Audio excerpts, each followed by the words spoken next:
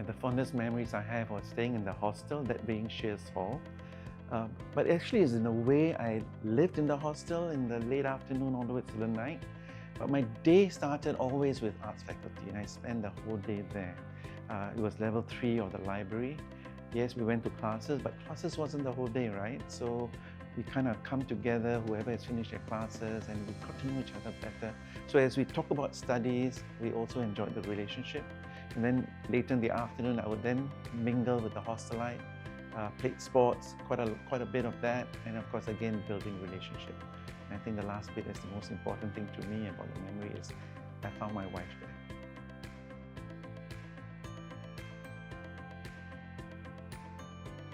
Well, there's been two really big parts, right? I mean, the beginning was a kind of a civil servant, spent in the military for 29 years. And that grew me as a leader in the variety of tasks that I had to encounter and do. And that grew me as a person too.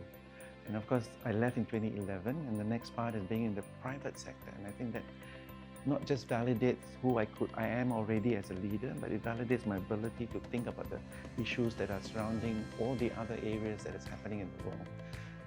And one of my work is leading in the regional space of Asia Pacific. So not only Singapore, but seeing the variety of countries that I need to relate with and building businesses there.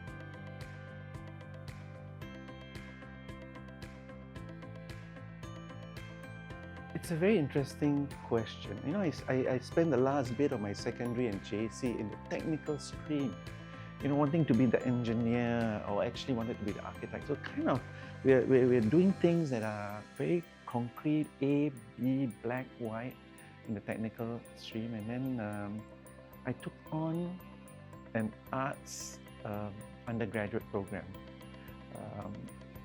It was a big change. And that opened up my mind because it's about not just an A or B, not black and white. It's about understanding what is the context and mooting the idea of who's right, who's wrong, and what is the context of past, if I would say.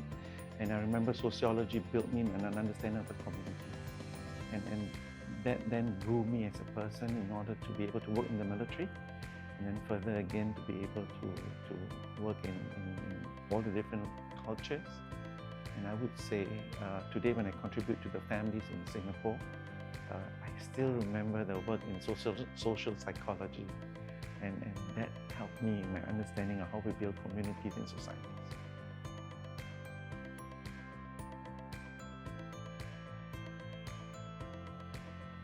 The very simple answer is the meaningful outcomes. I think in particularly, there are two big areas I contribute at the national level at the moment. Of course, in the strengthening families, and that is just a powerful outcome. There's nothing that would not draw me into it. I hand over my appointment as council chair, but I think I'll stay in that space and as a volunteer as long as I can. And we're starting working with youth in that space.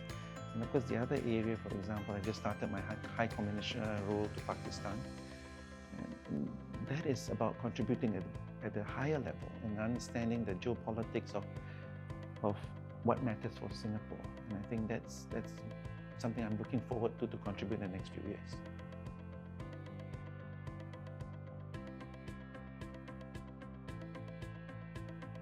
I would say three things. One, you either do what you like or find something you can do well in. Either way will work, right?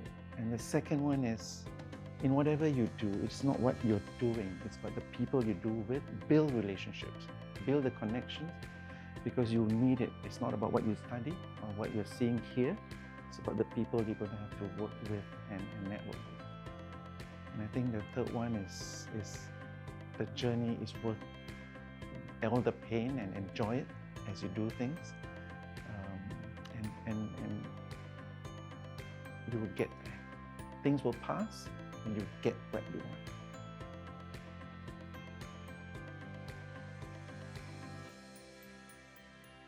You know, I've learned as much as we want to contribute to so many things and do a lot of things. One of the things I learned in a very younger age, or younger me, is me, self, needs to be clear of my purpose, my meaning. And I remember a situation where people were doing things that were not clear, and I told them, hey, hang on, if yourself is not clear, then why are you doing this?